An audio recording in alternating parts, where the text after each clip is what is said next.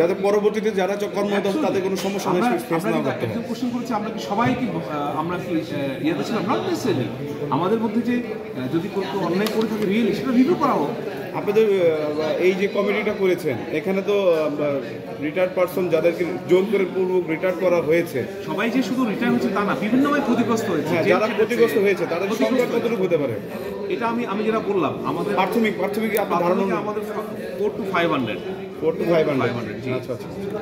আপনারা কি মানে এটা সমাধান কি আমাদের যে ওয়াকুরুজ্জামান স্যার আছে সেনাবাহিনী প্রধান, উনি কি এটা সমাধান করতে পারবে নাকি আমাদের প্রধান উপদেষ্টা করতে পারবে? করছি না, বিকজ তারা যেটা বোর্ড করে অলরেডি রেকমেন্ডেশন দিয়ে দিয়েছে যে বোর্ডের রেকমেন্ডেশনগুলো প্রপার হয় নাই।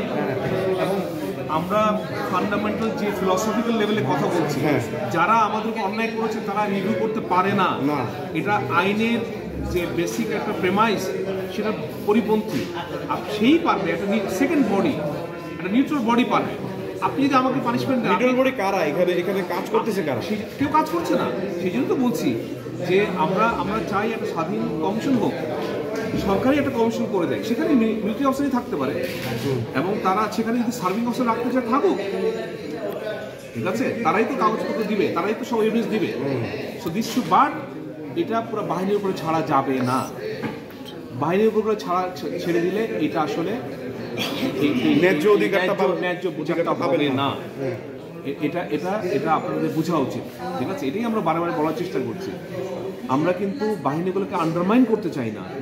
আমরা প্রাইমারিলি যুক্তির মাধ্যমে বোঝাতে চাই যে বাহিনীগুলো আমাদেরকে রং করেছে এবং সেই বাহিনীগুলোতে কোনো পরিবর্তন হয় নাই, সেই বাহিনীগুলো আমাদের জন্য জাস্টিস করবেন না। Because they have to defend. তারা যদি এখন বলে যে না, হ্যাঁ অন্যায় করা হয়েছিল, তারাই তো কোশ্চেন হয়ে যাবে, হবে না? বুঝতে পেরেছি যে আপনারা তাহলে কোথায় ছিলেন?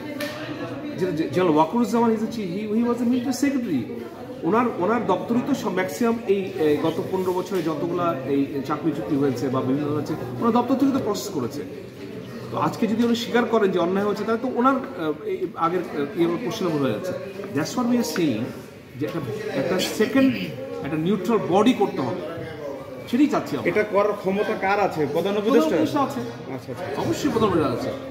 উনি তো সরকার প্রধান। তাহলে সার্বভৌম বলতে বলা যায় যে আপনারা প্রধান উপদেষ্টার একটা আইনি শাসন আমলের সিস্টেম আপনারা করতে যাচ্ছেন, যে আপনারা উপদেষ্টা তো একা করবেন না, ওনার বডি ফর্ম করে দিবেন, ওনার আন্ডারে যারা কাজ আছে উনি একটা বডি ফর্ম করে দিবেন।